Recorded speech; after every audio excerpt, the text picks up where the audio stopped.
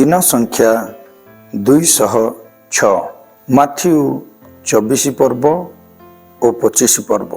जीशु मंदिर बाहरी चली जाउथुबा समय रे ताहांकर शिष्य माने ताहांकु मंदिर प्रसाद समूह देखाइबा निमंते ताहांको निकट को आसिले। किंतु जीशु सेमानकु उत्तर देले, तुम्भे माने कौन एही समस्त देखुना हो? मु तुम्भ मानकु सत्य कहुअछि, एही स्थान रे एक प्रस्तर अन्य प्रस्तर उपरे रहिब नाही, समस्त ही भूमिसात हेब। परे से जित पर्वत उपरे बसंते शिष्य माने ताहांको छामुकु गोपन रे आसी पचारिले, एसबु केबे घटिब? पुणी आपणको आगमन और जुगांतर लक्षण कौन ताहा आंभ मानकु कुहंतु। सेथिरे जीशु सेमानकु उत्तर देले, सावधान, केही जेपरि तुम्भ मानकु भ्रांत न करे। कारण अनेके मो नामरे आसी मु ख्रीष्ट बोली कही अनेकंकु भ्रांत करिवे। आउ तुम्भे माने युद्धर विषय और संग्रामर जनरब शुणिब। सावधान, व्याकुल हो नाही, कारण एही समस्त अवश्य घटिब, किंतु सही काल जुगांत नुहे। कारण जाति विपक्ष रे जाति और राज्य विपक्ष रे राज्य उठिब, पुणी स्थाने स्थाने दुर्भिक्ष और भूमिकंप हेब। किंतु एही समस्त प्रसव वेदनार आरंभ मात्र। सही समय रे लोके तुम्भ मानकु क्लेश भोग करिबा निमंते समर्पण करिवे और तुम्भ मानकु बध करिवे। आ मोहर नाम सकाशे तुम्भे माने समस्त जाति को द्वारा घृणित हेब। सेतबेले अनेके विघ्न पाइबे, पुणी परस्पर को धराई देवे और परस्पर को घृणा करिवे। आ अनेके भंड भाववादी उठी अनेकंकु भ्रांत करिवे। पुणी अधर्म वृद्धि पाइबारु अधिकांश लोकंकर प्रेम शीतल होइजिब। मात्र जे शेष पर्यंत धैर्य धरी रहिब से परित्राण पाइब। आउ समस्त जाति निकट रे साक्ष्य देवा निमंते राज्यर एही सुसमाचार समुदाय पृथ्वी रे घोषणा कराजिब, तत्परे जुगांत हेब। एणु तुम्भे माने जेतेबेले दानिएल भाववादी द्वारा उक्त उच्छन्नकारी घृण्य वस्तु को पवित्र स्थान रे अवस्थित देखिब, पाठक बुझंतु।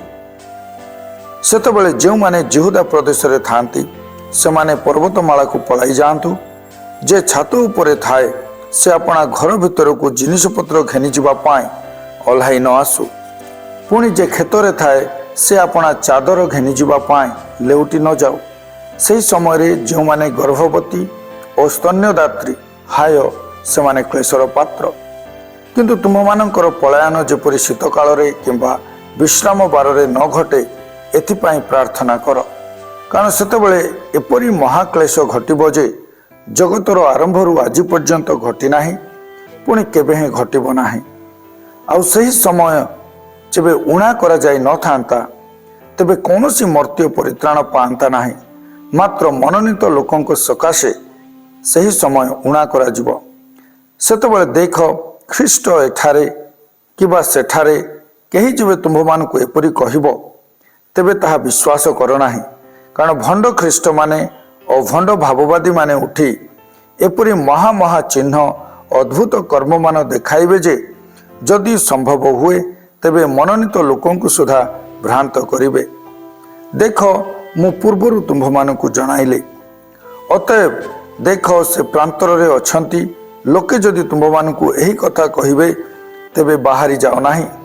देख, से गुप्त कोठरी रे अछंती जदि एहा कहिबे, तेबे ताहा विश्वास कर नाही।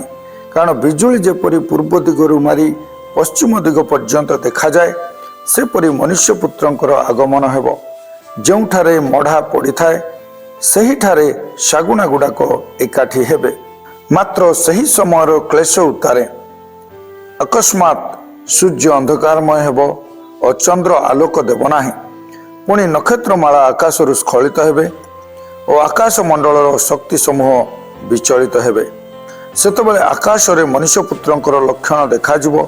पुणी से समय रे पृथ्वीर समस्त गोष्ठी विलाप करिवे एवं मनुष्य पुत्रंकु महापराक्रम और महिमा सह आकाशर मेघमाला रे आगमन करिबा देखिवे। आउ से महातुरी ध्वनि सहित अपना दूत मानंकु प्रेरण करिवे एवं से माने आकाशर एक सीमारु अन्य सीमा पर्यंत चतुर्दिगरु ताहांकर मनोनीत लोक मानंकु एकत्र करिवे। डिमिरी वृक्षरू दृष्टांत शिक्षा कर। जेतेबेले ताहार शाखा सरस होई पल्लवित हुए सेतेबेले ग्रीष्म काल सन्निकट बोली तुमे माने जानी थाओ। सेहीपरि तुमे माने मध्य एही समस्त देखिले से द्वारर सन्निकट यह जान। मु तुम मानकु सत्य कहूअछि ए समस्त न घटिबा पर्यंत एही वर्तमान पुरुष कौनसी प्रकारे लोप पाइब नाही। आकाश और पृथ्वी लोप पाइब मात्र मोहर वाक्य समूह कदापि लोप पाइब नाही। किंतु सही दिन और दंड विषय केही जानती नाही। स्वर्गर दूत माने किंबा पुत्र सुधा जानती नाही, केवल मात्र पिता जानती। आ नोहंक समय जे प्रकार घटिथिला मनुष्य पुत्रंकर आगमन समय से प्रकार घटिबो। कारण जलप्लावनर पूर्ववर्ती समय जहाजरे नोहंकर प्रवेश करने दिन पर्यंत लोके जेपरी भोजन पान एवं विवाह करने और विवाह देवारे प्रवृत्त थिले, पुणी जलप्लावन आसी समस्त को भसाई न नेबा पर्यंत जेपरी जानी नथिले मनुष्य पुत्रंकर आगमन मध्य सही प्रकार हेबो। सेतेबेले दुई जन क्षेत्र थिबे, जन को ग्रहण करा जिवो और अन्य जन को परित्याग करा जिवो। दुई जन स्त्री चकी पेशुथिबे, जन को ग्रहण करा जिवो और अन्य जन को परित्याग करा जिवो। अतएव जाग्रत थाओ, कारण तुम्भमानक प्रभु केउ दिन आसिबे ताहा तुम्भे माने जान नाही। किंतु यह जानी थाओ केउ प्रहर चोर आसिबो यह गृहकर्ता जेबे जानते ताहा हेले से जाग्रत थाई अपना गृह रे सिंधी काटिबाकू दियंते नाही। एणु तुम्भे माने मध्य प्रस्तुत होइथाओ, कारण जो दंडरे तुम्भे माने मने करू नथिबो सही दंडरे मनुष्य पुत्र आसिबे। तेबे प्रभु अपना परिजन मानंकु यथा समय पड़ी देवा निमंते जहाकू समानक उपरे नियुक्त कले एपरि विश्वस्त और बुद्धिमान दास किए। प्रभु आसी आपणार जो दास को से प्रकार करुथुबा देखिबे से धन्य। मु तुम्भ मानकु सत्य कहूअछि से ताहाकू आपणार सर्वस्व उपरे नियुक्त करिवे। किंतु जदि सही दुष्ट दास मोर प्रभु को आसीबार विलंब अछि बोली मने मने कही अपना सहदास मानकु प्रहार करने लगे आउ मदुआ मानक सहित भोजन पान करे, ताहा हेले जो दिन से अपेक्षा करू नथिबो और जो दंड से जानी नथिबो सही दिन और सही दंडरे ताहार प्रभु आसिबे। पुणी से ताहाको द्विखंड करी कपटी मानक सहित ताहार अंश निरूपण करिवे। सेठारे रोदन और दंतर किड़िमिड़ी हेबो। 25 पर्व। सेतबेले स्वर्ग राज्य 10 जन कन्याक सदृश हेबो। सेमाने अपना अपना प्रदीप घेनी बरंक सहित साक्षात करबाकू बाहरिले। सेमानक मध्यरु 5 जन निर्बुद्धि और 5 जन सुबुद्धि थिले। निर्बुद्धि माने प्रदीप नेबा समय निज निज सहित तैल नेले नाही, मात्र सुबुद्धि माने अपना अपना प्रदीप सहित पात्र रे तैल नेले। बरंक आसिबार विलंब हुंते समस्ते ढोलाऊ ढोलाऊ सोई पड़िले। किंतु अर्धरात्र रे एही देख बर तांको सांगरे साक्षात करबाकू बाहर एपरी कोलाहल हैला। सेतबेले सही कन्या समस्ते उठी अपना अपना प्रदीप सजाड़िले। किंतु निर्बुद्धि माने सुबुद्धि मानकू कहले, तुम तेलरू आमको टिके दियो, कारण आम दीप सबू लिभि जाउअछि। मात्र सुबुद्धि माने उत्तर देले, नाही नाही, तुम आम पाई तो अंटिब नाही, बरं दोकानी मानक पाखकू जाई अपना अपना निमंते किणी आण। किंतु सेमाने किणिबाकू जाउथुबा समय बर आसिले। पुणी जो माने प्रस्तुत थिले सेमाने तांको सहित विवाह उत्सव रे योगदान करबा निमंते गृह रे प्रवेश कले आ द्वार बंद करागला। एथि उतारे अन्य कन्या माने मध्य आसी कहिले, हे प्रभु आम पाई द्वार फिटाई दियंतु। किंतु से उत्तर देले, मु तुम मानकु सत्य कहूअछि, मु तुम मानकु जाने नाही। अतएव जाग्रत थाओ, कारण तुम्हें माने सही दिन कि सही दंड जान नाही। कारण विदेश को यात्रा करुथुबा जने व्यक्ति जेपरी अपना दास मानकु आह्वान करी सेमानक हस्तरे निजर सर्वस्व समर्पण कले, स्वर्ग राज्य सही परी। से जन को 5 तोड़ा, अन्य को 2 तोड़ा, आउ जन को 1 तोड़ा, एहीपरि प्रत्येक को ताहार शक्ति अनुसार दे विदेश को यात्रा कले। जो जनक 5 तोड़ा पाइथिला से तत्क्षणात ताहा घेनी व्यवसाय करी ଆଉ 5 ତୋଡ଼ା ଲାଭ କଲା।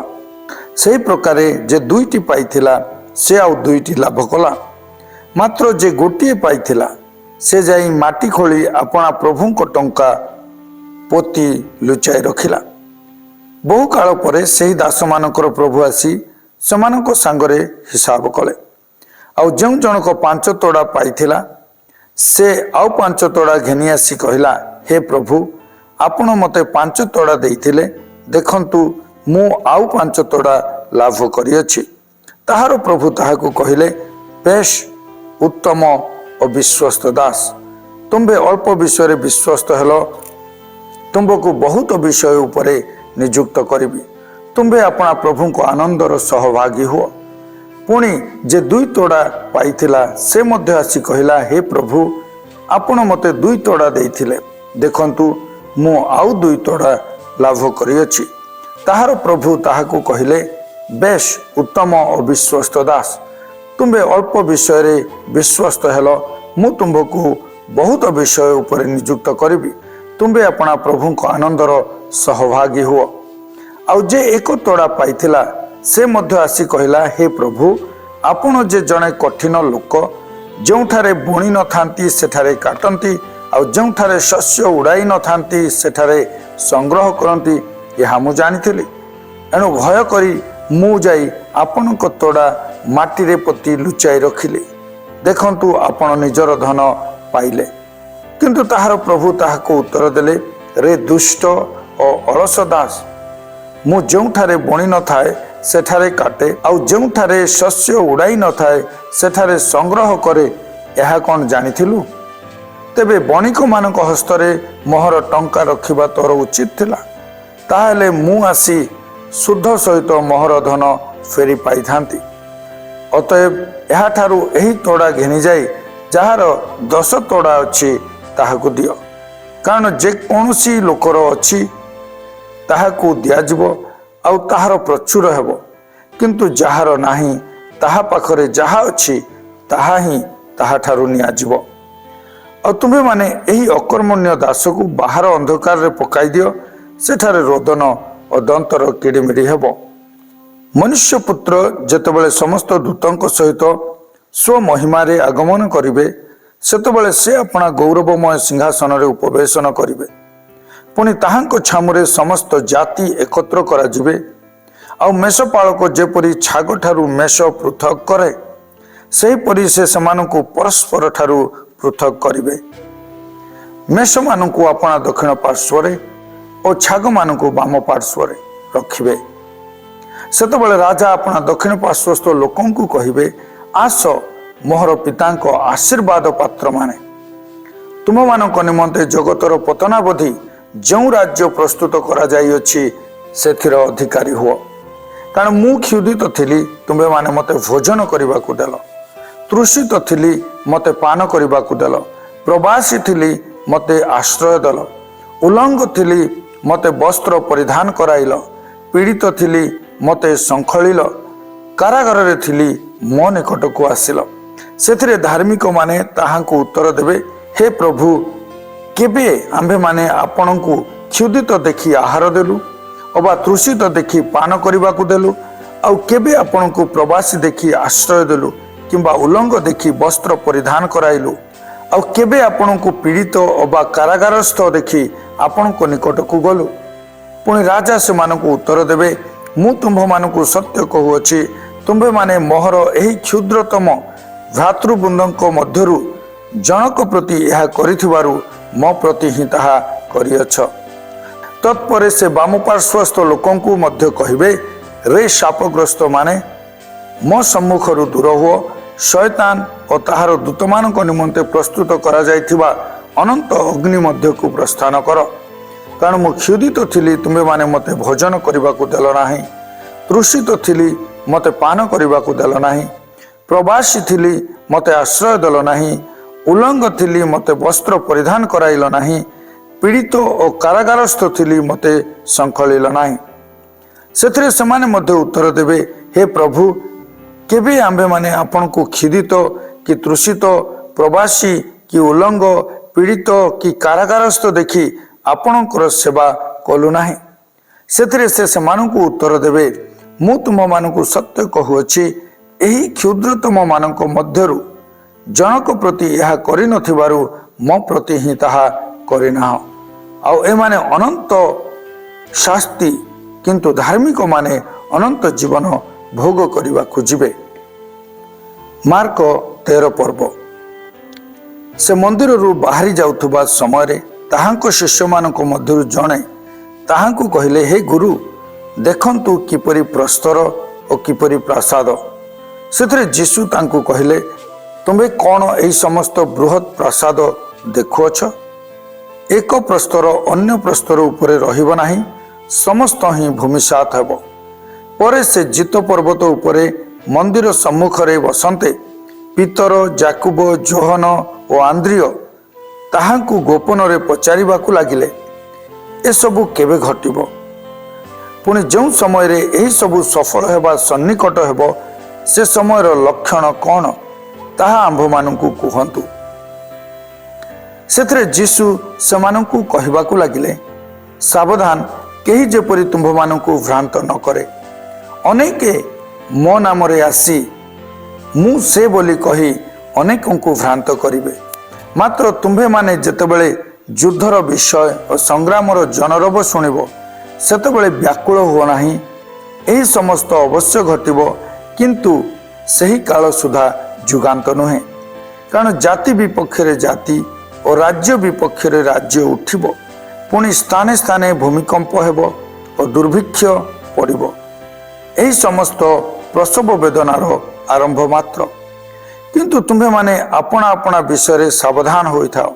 ଲୋକେ ତୁମ୍ଭମାନଙ୍କୁ ବିଚାର ସଭା ମାନଙ୍କରେ ସମର୍ପଣ କରିବେ, ଆଉ ତୁମ୍ଭେମାନେ ସମାଜ ଗୃହ ଗୁଡ଼ିକରେ ପ୍ରହାରିତ ହେବ ଏବଂ ମୋ ସକାଶେ ଶାସନକର୍ତ୍ତା ଓ ରାଜାମାନଙ୍କ ଛାମୁରେ ସେମାନଙ୍କ ପ୍ରତି ସାକ୍ଷ୍ୟ ଦେବା ନିମନ୍ତେ ଠିଆ କରାଯିବ। ପୁଣି ସମସ୍ତ ଜାତି ନିକଟରେ ସୁସମାଚାର ପ୍ରଥମରେ ଅବଶ୍ୟ ଘୋଷଣା କରାଯିବ। ଏଣୁ ଯେତେବେଳେ ଲୋକେ ତୁମ୍ଭମାନଙ୍କୁ ଘେନିଯାଇ ସମର୍ପଣ କରିବେ, ସେତେବେଳେ ତୁମେମାନେ କ'ଣ କହିବ ସେ ବିଷୟରେ ପୂର୍ବରୁ ଚିନ୍ତିତ ହୁଅ ନାହିଁ, କିନ୍ତୁ ସେହି ଦଣ୍ଡରେ ତୁମ୍ଭମାନଙ୍କୁ ଯାହା ଦିଆଯିବ ତାହା କୁହ, କାରଣ ତୁମ୍ଭେମାନେ ବକ୍ତା ନୁହଁ, ମାତ୍ର ପବିତ୍ର ଆତ୍ମା ବକ୍ତା ଅଟନ୍ତି। ଭ୍ରାତା ଭ୍ରାତାକୁ ଓ ପିତା ପୁତ୍ରକୁ ମୃତ୍ୟୁଭୋଗ କରିବା ନିମନ୍ତେ ସମର୍ପଣ କରିବେ। ପୁଣି ସନ୍ତାନମାନେ ପିତାମାତାଙ୍କ ବିରୁଦ୍ଧରେ ଉଠି ସେମାନଙ୍କୁ ବଧ କରିବେ। ଆଉ ମୋହର ନାମ ସକାଶେ ତୁମେମାନେ ସମସ୍ତଙ୍କ ଦ୍ୱାରା ଘୃଣିତ ହେବ, ମାତ୍ର ଯେ ଶେଷ ପର୍ଯ୍ୟନ୍ତ ଧୈର୍ଯ୍ୟ ଧରି ରହିବ ସେ ପରିତ୍ରାଣ ପାଇବ। କିନ୍ତୁ ତୁମେମାନେ ଯେତେବେଳେ ସେହି ଉତ୍ସନ୍ନକାରୀ ଘୃଣ୍ୟ ବସ୍ତୁକୁ ଯେଉଁଠାରେ ଅବସ୍ଥିତ ହେବା ଉଚିତ ନୁହେଁ ସେଠାରେ ଅବସ୍ଥିତ ଦେଖିବ, ପାଠକ ବୁଝନ୍ତୁ। ସେତେବେଳେ ଯେଉଁମାନେ ଜିହୁଦା ପ୍ରଦେଶରେ ଥାନ୍ତି ସେମାନେ ପର୍ବତମାଳାକୁ ପଳାଇ ଯାଆନ୍ତୁ। ଯେ ଛାତ ଉପରେ ଥାଏ ସେ ଆପଣା ଘରୁ କୌଣସି ପଦାର୍ଥ ଘେନିଯିବା ପାଇଁ ଓହ୍ଲାଇ ନ ଆସୁ ବା ଭିତରକୁ ନ ଯାଉ। ପୁଣି ଯେ କ୍ଷେତରେ ଥାଏ ସେ ଆପଣା ଚାଦର ଘେନିଯିବା ପାଇଁ ଲେଉଟି ନ ଯାଉ। ସେହି ସମୟରେ ଯେଉଁମାନେ ଗର୍ଭବତୀ ଓ ସ୍ତନ୍ୟଦାତ୍ରୀ, ହାୟ, ସେମାନେ କ୍ଲେଶର ପାତ୍ର। କିନ୍ତୁ ଏହା ଯେପରି ଶୀତ କାଳରେ ନ ଘଟେ ଏଥିପାଇଁ ପ୍ରାର୍ଥନା କର, କାରଣ ସେହି କାଳରେ ଏପରି କ୍ଲେଶ ଘଟିବ ଯେ ଈଶ୍ୱରଙ୍କ କୃତ ସୃଷ୍ଟି ଆରମ୍ଭରୁ ଆଜି ପର୍ଯ୍ୟନ୍ତ ସେପରି ଘଟି ନାହିଁ, ପୁଣି କେବେ ହେଁ ଘଟିବ ନାହିଁ। ଆଉ ପ୍ରଭୁ ସେହି ସମୟ ଯେବେ ଊଣା କରିନଥାନ୍ତେ ତେବେ କୌଣସି ମର୍ତ୍ତ୍ୟ ପରିତ୍ରାଣ ପାଆନ୍ତା ନାହିଁ। ମାତ୍ର ସେ ଯେଉଁମାନଙ୍କୁ ମନୋନୀତ କରିଅଛନ୍ତି ସେହି ମନୋନୀତ ଲୋକମାନଙ୍କ ନିମନ୍ତେ ଉକ୍ତ ସମୟ ଊଣା କରିଅଛନ୍ତି। ସେତେବେଳେ ଦେଖ ଖ୍ରୀଷ୍ଟ ଏଠାରେ କିମ୍ବା ଦେଖ ସେଠାରେ, କେହି ଯେବେ ତୁମ୍ଭମାନଙ୍କୁ ଏପରି କହିବ ତେବେ ତାହା ବିଶ୍ୱାସ କର ନାହିଁ। ଭଣ୍ଡ ଖ୍ରୀଷ୍ଟମାନେ ଓ ଭଣ୍ଡ ଭାବବାଦୀମାନେ ଉଠି ଏପରି ଚିହ୍ନ ଓ ଅଦ୍ଭୁତ କର୍ମମାନ ଦେଖାଇବେ ଯେ ଯଦି ସମ୍ଭବ ହୁଏ ତେବେ ମନୋନୀତ ଲୋକଙ୍କୁ ଭ୍ରାନ୍ତ କରିବେ। କିନ୍ତୁ ତୁମ୍ଭେମାନେ ସାବଧାନ ହୋଇଥାଅ, ମୁଁ ପୂର୍ବରୁ ତୁମ୍ଭମାନଙ୍କୁ ସମସ୍ତ ବିଷୟ ଜଣାଇଲି। ମାତ୍ର ସେହି ସମୟରେ ସେହି କ୍ଲେଶ ଉତ୍ତାରେ ସୂର୍ଯ୍ୟ ଅନ୍ଧକାରମୟ ହେବ ଓ ଚନ୍ଦ୍ର ଆଲୋକ ଦେବ ନାହିଁ। ପୁଣି ନକ୍ଷତ୍ରମାଳା ଆକାଶରୁ ସ୍ଖଳିତ ହେବାକୁ ଲାଗିବେ ଓ ଆକାଶ ମଣ୍ଡଳସ୍ଥ ଶକ୍ତି ସମୂହ ବିଚଳିତ ହେବେ। ସେତେବେଳେ ଲୋକେ ମନୁଷ୍ୟପୁତ୍ରଙ୍କୁ ମହାପରାକ୍ରମ ଓ ମହାମହିମା ସହ ମେଘମାଳାରେ ଆଗମନ କରିବା ଦେଖିବେ। ସେ ସମୟରେ ସେ ଦୂତମାନଙ୍କୁ ପ୍ରେରଣ କରି ପୃଥିବୀର ଶେଷ ସୀମାରୁ ଆକାଶର ଶେଷ ସୀମା ପର୍ଯ୍ୟନ୍ତ ଚତୁର୍ଦିଗରୁ ଆପଣା ମନୋନୀତ ଲୋକମାନଙ୍କୁ ଏକତ୍ର କରିବେ। ଡିମିରି ବୃକ୍ଷରୁ ଦୃଷ୍ଟାନ୍ତ ଶିକ୍ଷା କର। ଯେତେବେଳେ ତାହାର ଶାଖା ସରସ ହୋଇ ପଲ୍ଲବିତ ହୁଏ, ସେତେବେଳେ ଗ୍ରୀଷ୍ମକାଳ ସନ୍ନିକଟ ବୋଲି ତୁମେମାନେ ଜାଣିଥାଅ। ସେହିପରି ତୁମେମାନେ ମଧ୍ୟ ଏହି ସମସ୍ତ ଘଟଣା ଦେଖିଲେ ସେ ଦ୍ୱାରର ସନ୍ନିକଟ ଏହା ଜାଣ। ମୁଁ ତୁମମାନଙ୍କୁ ସତ୍ୟ କହୁଅଛି, ଏ ସମସ୍ତ ନ ଘଟିବା ପର୍ଯ୍ୟନ୍ତ ଏହି ବର୍ତ୍ତମାନ ପୁରୁଷ କୌଣସି ପ୍ରକାର ଲୋପ ପାଇବ ନାହିଁ। ଆକାଶ ଓ ପୃଥିବୀ ଲୋପ ପାଇବ, ମାତ୍ର ମୋହର ବାକ୍ୟ ସମୂହ ଲୋପ ପାଇବ ନାହିଁ। କିନ୍ତୁ ସେହି ଦିନ କି ଦଣ୍ଡ ବିଷୟ କେହି ଜାଣନ୍ତି ନାହିଁ, ସ୍ୱର୍ଗସ୍ଥ ଦୂତମାନେ କିମ୍ବା ପୁତ୍ର ସୁଦ୍ଧା ଜାଣନ୍ତି ନାହିଁ, କେବଳ ପିତା ଜାଣନ୍ତି। ତୁମେମାନେ ସାବଧାନ ହୋଇଥାଅ, ଜାଗି ରୁହ, କାରଣ ସେ ସମୟ କେବେ ହେବ ତାହା ତୁମେମାନେ ଜାଣ ନାହିଁ। ତାହା ଏହିପରି ଯେପରି ଜଣେ ବ୍ୟକ୍ତି ଆପଣା ଗୃହ ତ୍ୟାଗ କରି ବିଦେଶରେ ପ୍ରବାସ କରୁଅଛନ୍ତି, ଆଉ ସେ ଆପଣା ଦାସମାନଙ୍କୁ ଅଧିକାର ଦେଇ ପ୍ରତ୍ୟେକର କାର୍ଯ୍ୟ ନିରୂପଣ କରିଅଛନ୍ତି ଓ ଦ୍ୱାରିକି ମଧ୍ୟ ଜାଗି ରହିବାକୁ ଆଜ୍ଞା ଦେଇଅଛନ୍ତି। ଅତଏବ କାଳେ ଗୃହକର୍ତ୍ତା ଅକସ୍ମାତ୍ ଆସି ତୁମମାନଙ୍କୁ ନିଦ୍ରିତ ଦେଖନ୍ତି, ଏଥି ନିମନ୍ତେ ଜାଗ୍ରତ ଥାଅ, କାରଣ ସେ ସନ୍ଧ୍ୟାବେଳେ କି ଅଧରାତିରେ କି କୁକୁଡ଼ା ଡାକିବା ସମୟରେ କି ସକାଳେ କେତେବେଳେ ଯେ ଆସିବେ ତାହା ତୁମେମାନେ ଜାଣ ନାହିଁ। ମୁଁ ତୁମମାନଙ୍କୁ ଯାହା କହୁଅଛି ତାହା ସମସ୍ତଙ୍କୁ କହୁଅଛି, ଜାଗ୍ରତ ଥାଅ। ଲୁକ 21 ପର୍ବ 5 ପଦରୁ 38 ପଦ। ଆଉ କେହି କେହି ମନ୍ଦିରଟି ସୁନ୍ଦର ସୁନ୍ଦର ପ୍ରସ୍ତର ଓ ଦାନ ପଦାର୍ଥ ସମୂହରେ ସୁଶୋଭିତ ହୋଇଅଛି ବୋଲି କହିବାରୁ ସେ କହିଲେ, ତୁମେମାନେ ଏହି ଯାହା ସବୁ ଦେଖୁଅଛ, ସମୟ ଆସିବ ଯେତେବେଳେ ଏକ ପ୍ରସ୍ତର ଅନ୍ୟ ପ୍ରସ୍ତର ଉପରେ ରହିବ ନାହିଁ, ସମସ୍ତ ହିଁ ଭୂମିସାତ ହେବ। ସେଥିରେ ସେମାନେ ତାହାଙ୍କୁ ପଚାରିଲେ, ହେ ଗୁରୁ, ତେବେ ଏସବୁ କେବେ ଘଟିବ? ପୁଣି ଯେଉଁ ସମୟରେ ଏହିସବୁ ଘଟଣା ସନ୍ନିକଟ ହେବ, ସେ ସମୟର ଲକ୍ଷଣ କ'ଣ? ସେଥିରେ ସେ କହିଲେ, ସାବଧାନ, ତୁମେମାନେ ଯେପରି ଭ୍ରାନ୍ତ ନ ହୁଅ, କାରଣ ଅନେକେ ମୋ ନାମରେ ଆସି ମୁଁ ସେ ଓ ସମୟ ସନ୍ନିକଟ ବୋଲି କହିବେ, ସେମାନଙ୍କ ପଛରେ ଯାଅ ନାହିଁ। ମାତ୍ର ତୁମେମାନେ ଯେତେବେଳେ ଯୁଦ୍ଧ ଓ ବିପ୍ଳବ ବିଷୟ ଶୁଣିବ, ସେତେବେଳେ ତ୍ରାସଯୁକ୍ତ ହୁଅ ନାହିଁ, କାରଣ ଏହି ସମସ୍ତ ଅବଶ୍ୟ ପ୍ରଥମରେ ଘଟିବ, କିନ୍ତୁ ତତ୍କ୍ଷଣାତ୍ ଯୁଗାନ୍ତ ହେବ ନାହିଁ। ତତ୍ପରେ ସେ ସେମାନଙ୍କୁ କହିଲେ, ଜାତି ବିପକ୍ଷରେ ଜାତି ଓ ରାଜ୍ୟ ବିପକ୍ଷରେ ରାଜ୍ୟ ଉଠିବ, ଆଉ ମହାଭୂମିକମ୍ପ ଓ ସ୍ଥାନେ ସ୍ଥାନେ ମହାମାରୀ ଓ ଦୁର୍ଭିକ୍ଷ ହେବ। ପୁଣି ଆକାଶ ମଣ୍ଡଳରେ ଭୟଙ୍କର ଦୃଶ୍ୟ ଓ ମହା ଲକ୍ଷଣ ଦେଖାଯିବ। କିନ୍ତୁ ଏହି ସମସ୍ତ ଘଟଣା ପୂର୍ବେ ଲୋକେ ତୁମ୍ଭମାନଙ୍କୁ ଧରିବେ ଏବଂ ସମାଜ ଗୃହ ଓ କାରାଗାରରେ ତୁମ୍ଭମାନଙ୍କୁ ସମର୍ପଣ କରି ତାଡ଼ନା କରିବେ, ଆଉ ମୋ ନାମ ସକାଶେ ତୁମ୍ଭେମାନେ ରାଜା ଓ ଶାସନକର୍ତ୍ତାମାନଙ୍କ ଛାମୁକୁ ନିଆଯିବ। ଏହା ତୁମ୍ଭମାନଙ୍କ ସପକ୍ଷରେ ସାକ୍ଷ୍ୟ ହେବ। ଅତଏବ କ'ଣ ଉତ୍ତର ଦେବ ସେ ବିଷୟରେ ପୂର୍ବରୁ ଚିନ୍ତା ନ କରିବାକୁ ଆପଣା ଆପଣା ମନରେ ସ୍ଥିର କର, କାରଣ ମୁଁ ତୁମ୍ଭମାନଙ୍କୁ ଏପରି ମୁଖ ଓ ଜ୍ଞାନ ଦେବି ଯେ ତୁମ୍ଭମାନଙ୍କର ସମସ୍ତ ବିପକ୍ଷ ଲୋକ ସେଥିର ପ୍ରତିରୋଧ ବା ପ୍ରତିବାଦ କରିପାରିବେ ନାହିଁ। କିନ୍ତୁ ତୁମ୍ଭେମାନେ ପିତା ମାତା ଭ୍ରାତା ଆତ୍ମୀୟ ଓ ବନ୍ଧୁବାନ୍ଧବ ମାନଙ୍କ ଦ୍ୱାରା ସୁଦ୍ଧା ସମର୍ପିତ ହେବ, ଆଉ ତୁମ୍ଭମାନଙ୍କ ମଧ୍ୟରୁ ଲୋକେ କାହାରି କାହାରିକି ବଧ କରିବେ।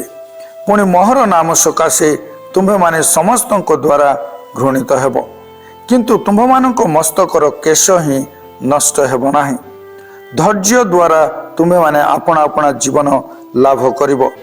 କିନ୍ତୁ ତୁମ୍ଭେମାନେ ଯେତେବେଳେ ଜେରୁସାଲେମକୁ ସୈନ୍ୟ ସାମନ୍ତଙ୍କ ଦ୍ୱାରା ପରିବେଷ୍ଟିତ ଦେଖିବ, ସେତେବେଳେ ତାହା ଉତ୍ସନ୍ନ ହେବା ଯେ ସନ୍ନିକଟ ଏହା ଜାଣ।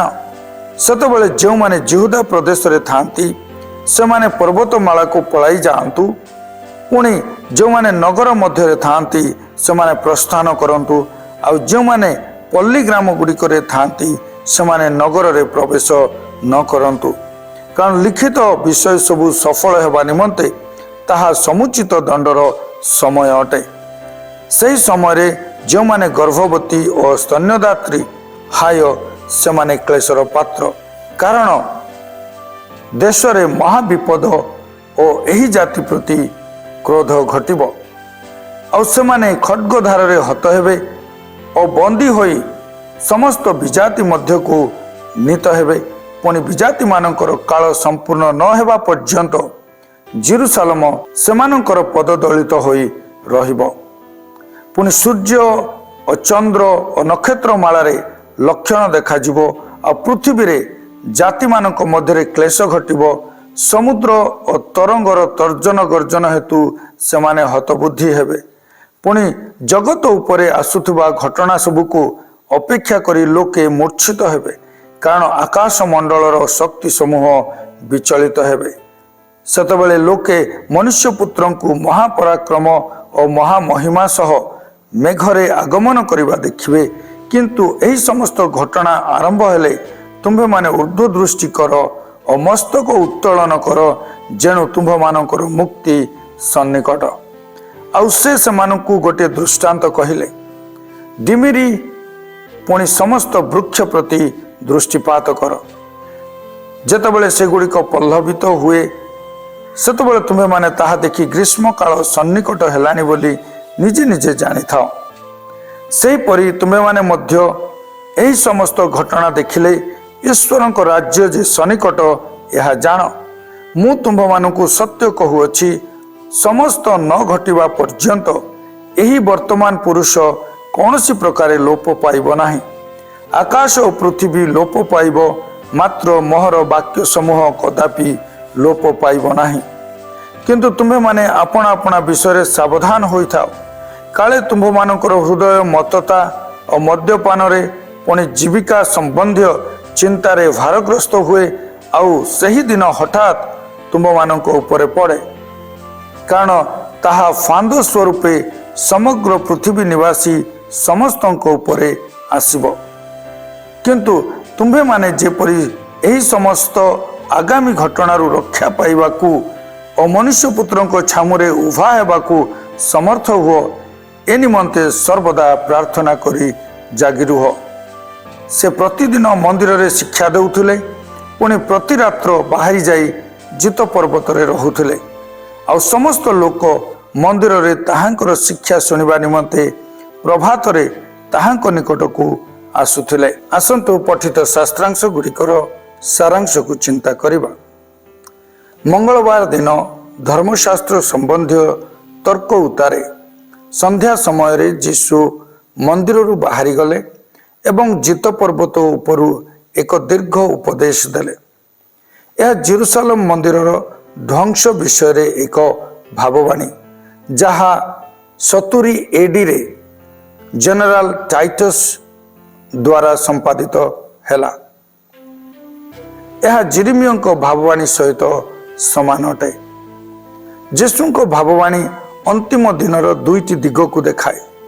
ଗୋଟିଏ 70 ADର ଧ୍ୱଂସ ଓ ଅନ୍ୟଟି ଯୁଗାନ୍ତକୁ ସୂଚିତ କରେ। ପୁନର୍ବାର ଉର୍ଦ୍ଧ୍ୱକୁ ଯିବା ଏବଂ ଛାଡ଼ିଯିବା ବିଷୟରେ ଯୀଶୁ ସର୍ବସାଧାରଣରେ ଅନେକ ଥର କହିଲେ।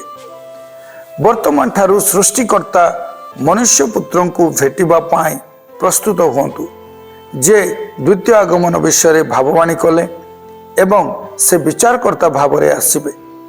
ମଧ୍ୟ ତୁମେ ଯେତେବେଳେ ପ୍ରଭୁଙ୍କ ଆଗମନ ଓ ଯୁଗାନ୍ତ ଦିନର ଲକ୍ଷଣମାନ ଦେଖ, ତୁମେ ଯେପରି ଭ୍ରାନ୍ତ ନ ହୁଅ, ଏଥିପାଇଁ ସାବଧାନ ଓ ଜାଗ୍ରତ ରହିବା ପାଇଁ ସେ ଚେତାବନୀ ଦେଲେ। ଶେଷରେ ଯେତେବେଳେ ନୂତନ ସ୍ୱର୍ଗ ଓ ନୂତନ ପୃଥିବୀ ଉପସ୍ଥିତ ହେବ ଓ ନୂତନ ଜେରୁସାଲେମ ସମ୍ପୂର୍ଣ୍ଣ ହେବ, ସେତେବେଳେ ମେଷଶାବକ ଗୀତ ସଂହିତା 110 ପର୍ବ 1 ପଦ ଅନୁସାରେ ଯେ ସିଂହାସନରେ ଉପବିଷ୍ଟ, ସେ ବିଚାରକର୍ତ୍ତା ଭାବରେ ଆଗମନ କରିବେ। ଆଜିର ପଠନରେ ପ୍ରଭୁ ଆମ ପ୍ରତ୍ୟେକଙ୍କୁ ପ୍ରଚୁର ଆଶୀର୍ବାଦ କରନ୍ତୁ।